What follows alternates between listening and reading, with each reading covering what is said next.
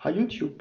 So here I am with a new video on my series about GNU/Linux and PCI Express. In my last video we have written a program to print out the PCI header, which are the first 64 bytes of the PCI configuration space. In this video we will look at the remaining bytes. But before I start, I forgot to mention some things in my last video, so let's take a look at our source file from my last video, which was pciheader.c. The first important thing I forgot to mention is this include up here. So this includes the pci.h header file, which contains all the structs and functions I need to access on the PCI bus from user space. This header file is the header file for the PCI library. And the second thing I forgot to mention is last time I ended on this line of code here, where I explained to you how this function works to print out the PCI header, and then I abort and exit the program. But we have allocated memory dynamically up here, and here we have initialized the PCI library, so we need a cleanup of some kind, and the cleanup we are doing with this method here, PCI cleanup, and this we have to give the pointer to our PCI access point here. So after executing the cleanup, we have cleaned everything up, and then we can exit and quit our program. The second thing I forgot to mention is this coding I'm doing here is just for educational purpose. Maybe there are better ways to get all the information I'm showing you here even built into the PCI library, but I'm doing this because I hope you will learn a little bit about the concept, how the library works, how you are able to access the PCI bus from user space, and so I think it's okay to do it this way. Okay, but now let's come back to the actual topic of this video. So in my last video we looked at the PCI's PCI header, which are the first 64 bytes of the PCI's configuration space. But here we have a type of memory map of the PCI configuration space, and even for a PCI device which only has 256 bytes of configuration space, if you there is a little bit configuration space left. And inside this configuration space we have the so-called PCI capability structures. And for a PCI Express device we have even more configuration space available, up to 4 kilobytes. So if we look back at the header, we noticed here we have a PCI capability pointer. And this pointer points to a PCI capability, and a PCI capability is a set of registers over which you can get more information about the device and over which you can configure a little bit more of the device. But because there are so many different PCI devices out there, there was the idea of making capability register sets, and over these capabilities you can configure special things. And not every device has capabilities, some don't need it. So here in this document we have a list of possible capabilities. Everything has a capability ID. For example, here we have a capability for a power management interface, or down here we have a capability for an old graphic port, HGB, which was the accelerated graphics port, or down here we have a capability for MSI, which means message signaled interrupt, or here we have a PCI Express capability, and over this capability our LSPCI or the PCI library knows whether the device is a PCI device or a PCI Express device, because I've already told you from a software point of view, both are compatible, PCI and PCI Express. Okay, so here we have a pointer which contains 0 if there is no capability, or an offset which will lead us to the first capability header. And here is a little example for this. So here in our capability we have a value, and this value is the offset where we can find a capability X. And here we have the ID which is just a number, and we can decode the number with this document here. And the next byte here is the pointer to the next capability. So we have a capability up here, which is our next capability. And here we have the next capability pointer, which points down here. And now the next capability pointer is 0. So this device only has 3 capabilities. And if we have a PCI Express device, there are even more capabilities. And in this case, let me scroll down a little bit here. Yeah, in this case, we have to read this here from the address 100 hexadecimal. And here we have a little bit different structure. Here we have, in the first keyword, we have the PCI Express capability ID, which is now 2 bytes long. And down here we have an offset to the next capability. So now what I want to do is I want to write a program which will search all the capabilities found for one PCI Express device. Okay, so here I am back in my fork of the pciutils. And what I have done here is I have copied the source file from PCI header, which we'll make in my last video, and created a new source file I called ls-pci caps, which stands for ls-pci capabilities. Here it is. And I've modified it a little bit. So let's just open it up here. Okay, so here I'm including the PCI library. And down here I have an array of strings with all the names of the capabilities.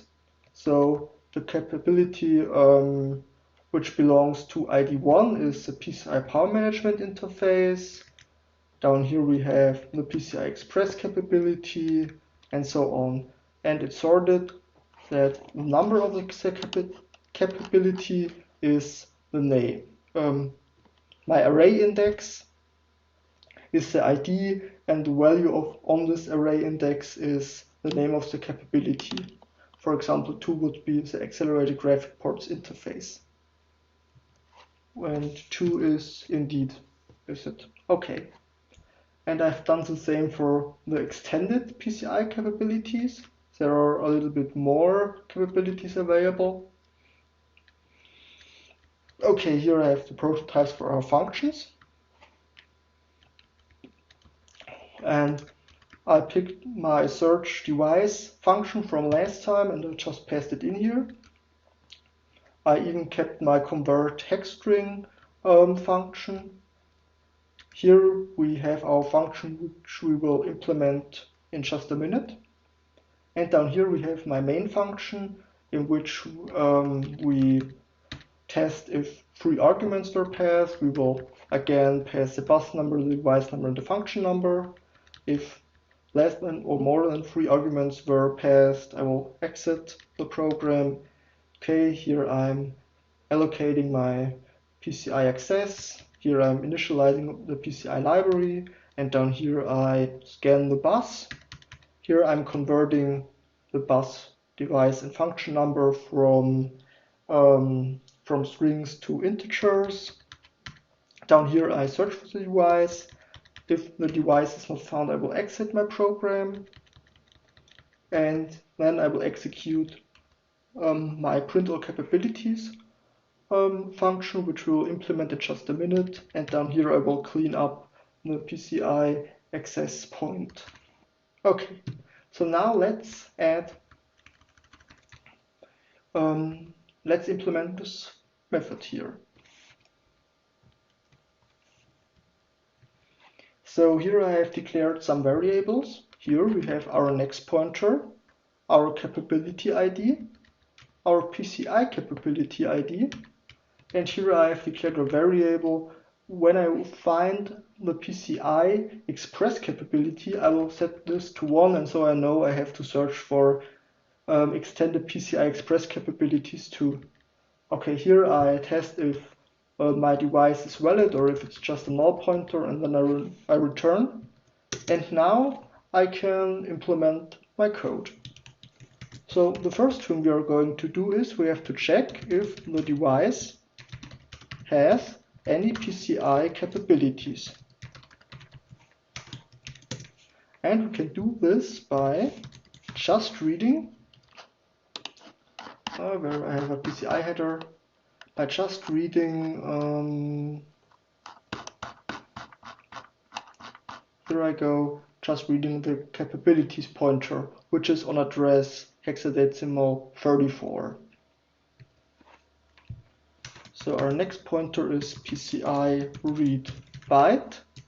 I want to read from my current device, and the address I will use a define again is PCI capability list. Okay, and if next pointer is 0, okay, there are no capabilities, so I will print out no PCI device doesn't have any capabilities, and then I can just return. Okay, and if the pointer is not equal to 0, I have to continue my search for devices. So the first thing I will do is I will read the offset. I will read from the PCI capability pointer from the next pointer. So I will read from device, I will read a byte again, and next pointer if cap ID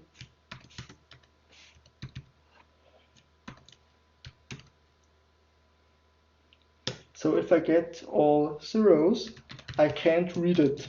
I got a read error. And a possible source for this error is I haven't run the program as root, because it's a little bit strange. The first 64 bytes you can read as a normal user, but if you want to read from a lower address than hexadecimal 40, you have to run your program as a root. It's strange, but yeah, that's just the way it is. And here I will return -1. Okay, well, we'll just return. I have a void function here. Okay.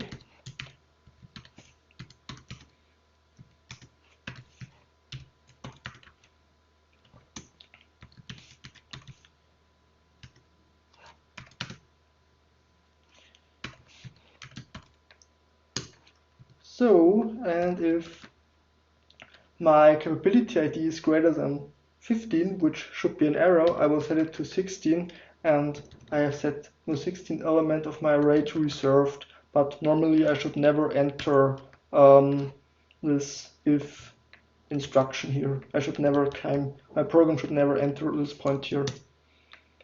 Okay, but just for security. Okay, and here I will print out the ID of my PCI capability.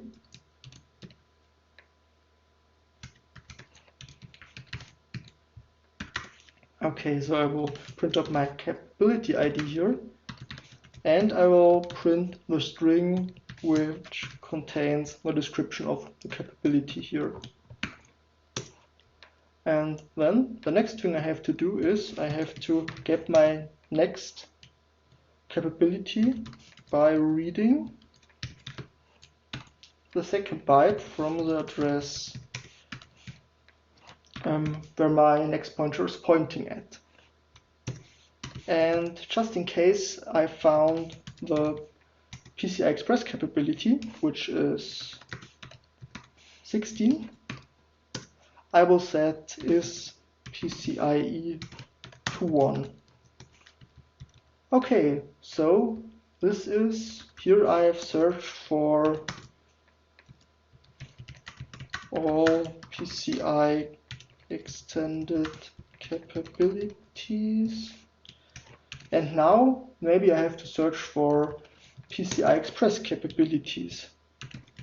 If device is PCI Express device read, it's PCIe capabilities. Okay, so if is PCI is still 0, we can just return. If not, our search will go on.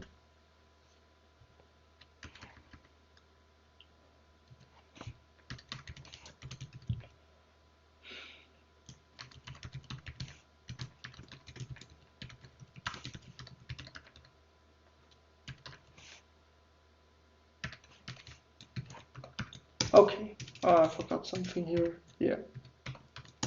Okay.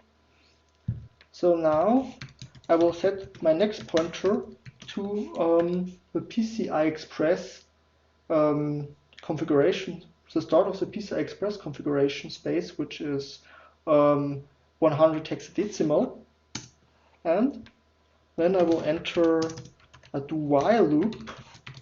And here it's still as long as my next pointer is not equal to 0, I will do something. But now I have to watch out, because now the capability header looks a little bit different.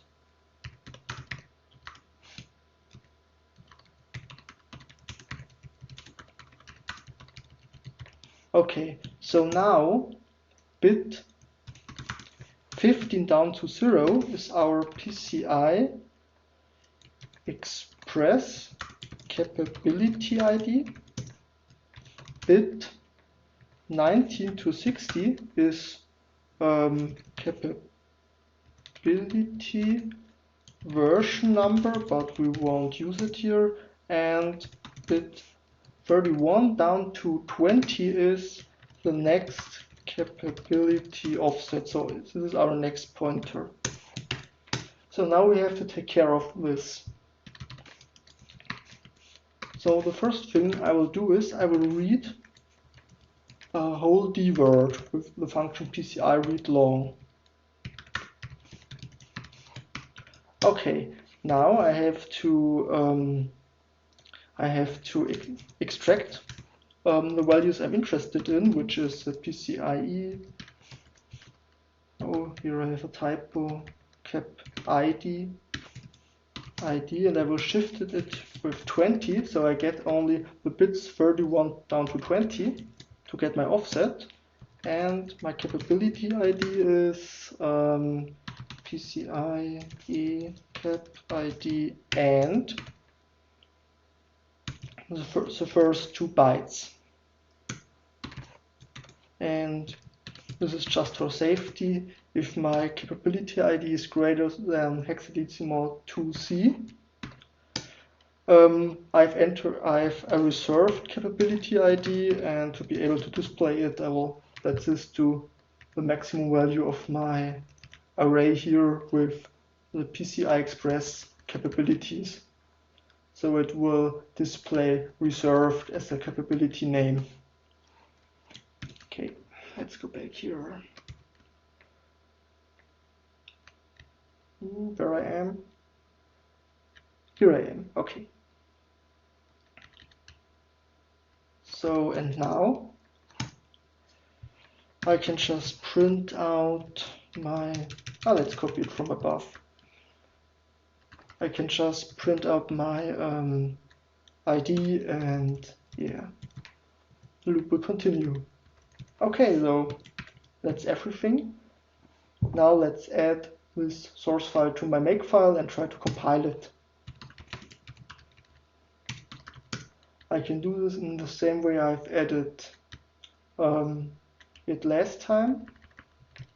So I have to, let's just copy it here. In PCI cups. Okay, and go down here a little bit.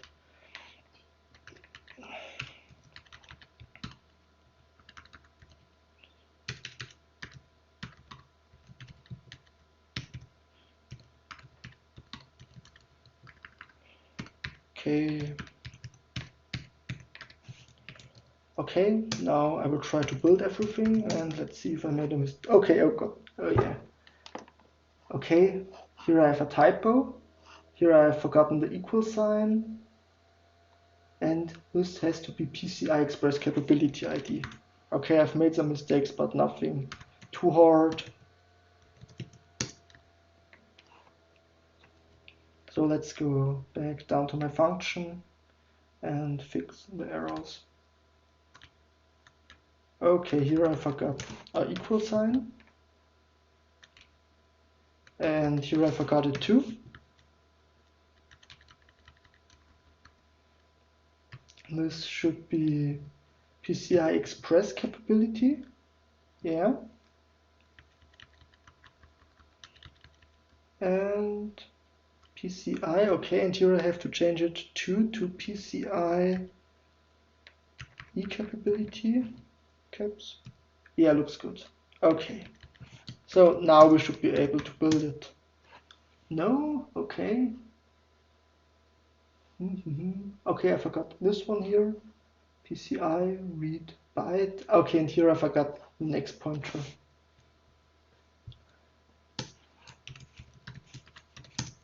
Okay, here I have to undo the E and here I have to add def. Okay, let's try it again. Okay, here I have to remove it too. Now I can do it. So to run the program I have to become root. So let's ls PCI. Okay, let's look at my network controller again. Cups, okay, 200. Okay, I've made a mistake here. Something went wrong. Okay, I will stop the video for a second. Okay, I found the error. Here in this line here, I ask if capability ID is lower than hexadecimal 15, and of course is if it's bigger than hexadecimal 15. And let's check if I made I made the same mistake down here. Of course, if it's bigger than 15. Okay. So let's build it again. Yeah, let's become root user. And now let's execute it again. And now we see we have here a PCI power management interface, a message signal interrupt capability, a PCI Express capability. We have here the advanced error reporting, virtual channels, and device serial number capability. Okay, let's look maybe at one more device. Now let's take the USB controller here, which is 040. Okay, so here we have just a PCI power management interface and a message signal interrupt capability. And maybe the Ethernet or the audio device. Let's take the audio device. Okay, so here we have virtual channel capability and root complex link declaration capability. Okay, cool. So now we have written a program to get the capabilities out of a PCI Express device. Pretty cool, isn't it? So it was a little bit longer video today, but I hope you don't mind and you have enjoyed the video. So thanks for watching, and I hope I will see you in my next one.